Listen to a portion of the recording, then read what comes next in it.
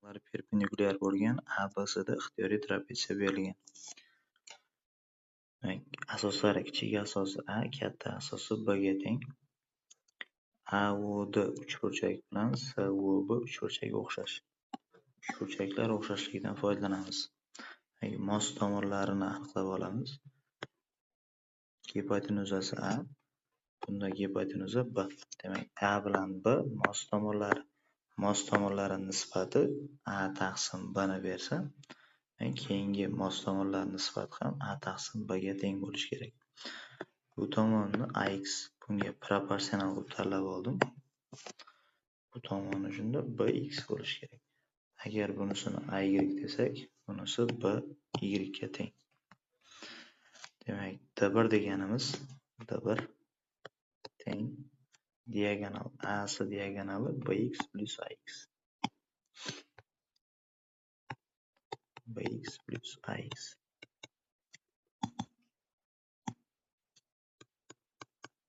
A plus B X bo'ldi. D2 ikkinchi diagonali mana ko'rishimiz mumkin. AY plus BY. AY plus BY. A plus B A plus B Y ga teng. Endi diagonallari kvadratlari yig'indisi nimaga teng?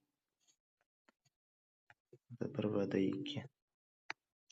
D1 kvadrat teng A plus B ko'paygan x ning qavsida kvadrati.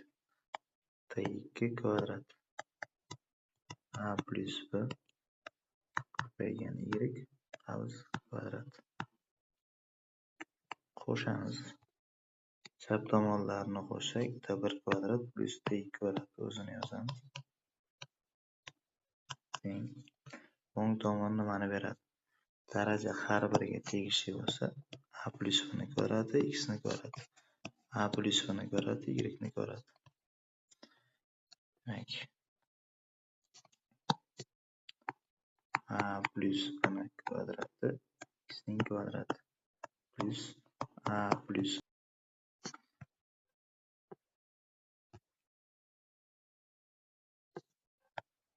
kvadrati y ning kvadrati. Bundan A plus B ning kvadratini umumiy ko'paytirishini olib chiqamiz. X kvadrat plus y kvadrat hosil bo'ldi. Demak, endi x kvadrat plus y kvadrat nimaga teng? Shuni topishimiz kerak. Buning uchun B o'zi to'g'ri burchakli uchburchakdan foydalanamiz. Pifagor teoremasiga ko'ra, uchburchak BOSga ko'ra bundan kelib chiqyapti. A kvadrat teng, ya'ni gipotenuzasi A, katetlari AX bilan AY. Demak, AX ning kvadrati AY ning kvadrati. Daraja har biriga tegishli bo'lsa, A kvadrat X kvadrat A kvadrat Y kvadrat. Bundan demak A kvadrat bu ifodaga teng bo'lyapti. A kvadratlarni qisqartirib yuborsak, demak bundan x kvadrat plus y kvadratning 1 ga tengligi kelib chiqdi. Yerga qo'yamiz tepadagi ifodaga. Demak, diagonallari D1 kvadrat plus D2 kvadrat nimaga teng? A plus B ning qavsida kvadrati. Buni yozdim. Ko'paygan x kvadrat y kvadratning qiymati buni 1 ga teng dedik. 1 ko'paysa buni o'zi. A plus B ni topamiz. A plus B teng ildiz ostida D1 kvadrat plus D2 kvadrat. Endi trapetsiya yuzasi nimaga teng? Trapetsiya teng. Asoslari A bilan B ning yig'indisini 2 ga bo'lib, balandligiga ko'paytiramiz. Asoslar yig'indisi a plus b. Bu yerdan tenglikdan o'rniga qo'ysak. Ildiz ostida d1 kvadrat plus d2 kvadrat ko'paygan h taqsim 2. Endi boshqa tarafdan trapeziya yuzasi nimaga teng? 2dan 1 d1 d2 sinus fi. Fi diagonallar orasidagi burchak. Bizda perpendikulyar, ya'ni 90 gradus bo'lganligidan sinus 90 da qiymati 1 ga teng.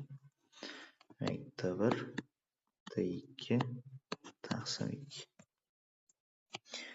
Ikkalasi ham trapeziya yuzasi bo'lganligidan ular bir-biriga teng bo'lishi kerak.